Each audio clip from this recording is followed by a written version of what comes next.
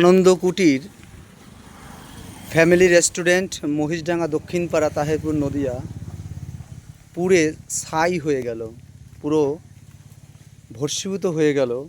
এত সুন্দর একটা ক্যাফে আনুমানিক রাত্র তিনটা নাগাদ এই ভয়াবহ অগ্নিকাণ্ডে এটা যতটা শুনলাম, শোনা গেছে যে কেউ শত্রুতামূলক এ ধরনের একটা ঘটনা ঘটিয়েছে। পুরো পুড়ে ছাই হয়ে গেছে স্বপ্নের একটি রেস্টুরেন্ট।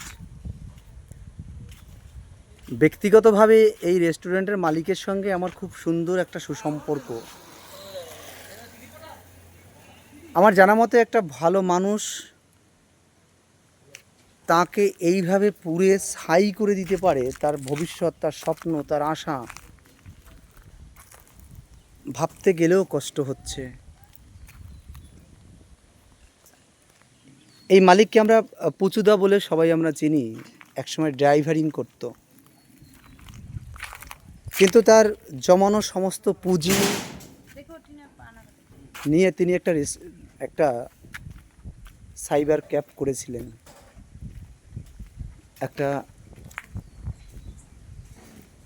একটা ফ্যামিলি রেস্টুরেন্ট করেছিলেন। সব পুড়ে তছনছ হয়ে গেল। আমি দাদাকে কটা কথা জিজ্ঞাসা করব। আসলে দাদার কথা বলারও সেই ভাব নেই। এরকম ক্ষতি যেন কোনো শত্রুরও না হয়। আমি দাদা বলতে সাহস পাচ্ছি না যে আপনি কেমন আছেন, এটা বলার জায়গাও নেই। আছি, ভালো আছে। এখন ভালো থাকার কথা না তো। এইটা আপনি কি কাউকে সন্দেহ করছেন যে কেউ করতে পারে? বুঝতে পারছি না এখন। ওর তো রাত্রে আমি কে আমার শত্রু মিত্র আমি বুঝতে আপনি কি পারছি করে না। সন্ধান পেলেন এটার?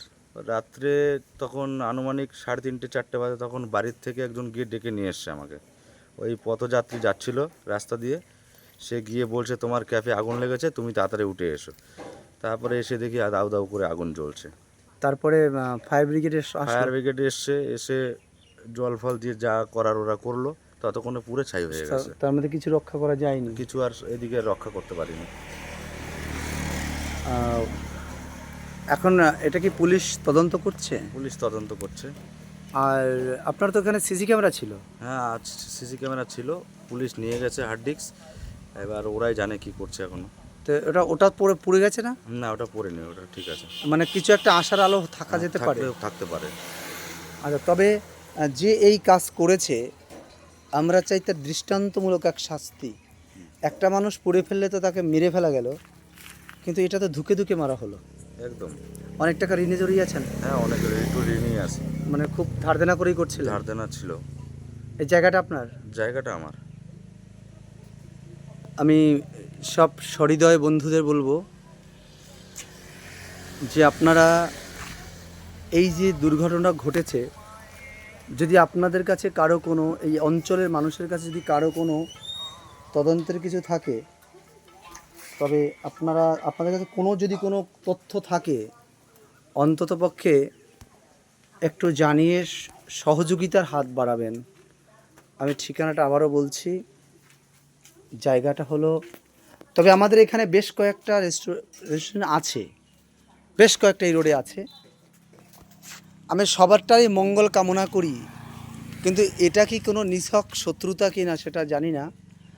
আনন্দ কুটির, আমি ব্যানারটা দেখানোর চেষ্টা করছি, যেহেতু ব্যানারটা একটু দূরে থাকায় ব্যানারটা রক্ষা পেয়েছে। এখানে অগ্নি নির্মাণ ব্যবস্থাটাও ছিল, কিন্তু কোনো কাজে লাগানো যায়নি। এই ব্যানারটা আনন্দ কুটির ফ্যামিলি রেস্টুরেন্ট, মহিষডাঙ্গা দক্ষিণপাড়া তাহেরপুর নদিয়া। এই যে ফোন নাম্বার দুটো মালিকেরই। আপনাদেরকে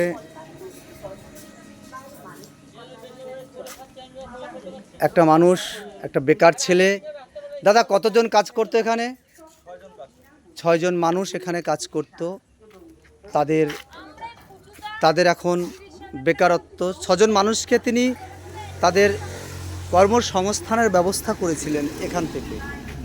এই যে 6 জন মানুষকে এই রোডের সঙ্গে দেখুন, একদম রোডের সঙ্গে 6 জন মানুষের কর্মসংস্থান করেছিল। এই ঘটনা যে ঘটাচ্ছে এই শত্রুতার জন্য দিদি, এই ঘটনা যারা ঘটিয়েছে সেই দুষ্কৃতীদের প্রশাসনকে বলবো, আমরা বিশ্বাস করি পুলিশ যদি সদিচ্ছা করে, পুলিশ যদি চেষ্টা করে, এগুলো এই তথ্য সংগ্রহ করা, তাদেরকে অ্যারেস্ট করা, এটা কোনো কঠিন কাজ নয়। পুলিশ যদি চেষ্টা করে তারা সব পারে, এই বিশ্বাস, এই ভরসা রাখি। আমাদের তাহেরপুর থানার প্রতি এই ভরসা আছে। সে পুলিশের দৃষ্টি আকর্ষণ করব, সরাসরি এসপির দৃষ্টি আকর্ষণ করব। আপনারা জানেন আমার এই ফেসবুক প্রোফাইলে বড় বড় হাই লেভেল অফিসাররাও রয়েছে, জিএম রেডিএমও রয়েছেন। আমি তাদেরও দৃষ্টি আকর্ষণ করব যে আপনারা এটাকে একটু দেখুন। এই তাহেরপুর থানার আন্ডারে যে মানুষটা, যে মালিক 6টা মানুষকে রুজি রোজগারের ব্যবস্থা এখান থেকে করেছিলেন, 6টা বেকার ছেলেকে এখানে চাকরি দিয়েছিলেন, তারা আজকে কিন্তু পথে বসে গেল। মালিক আত্মহত্যা করেনি, এটা আমাদের সৌভাগ্য। এত বড় অঙ্ক টাকা যে মানুষের ধার দেনা করে করা, তারপরে এই যে ক্ষতি কী করে পোষাবে জানি না। পুলিশ প্রশাসনকে দৃষ্টি আকর্ষণ করব, এর যথা উপযুক্ত ব্যবস্থা করবেন, এই প্রার্থনা রাখছি।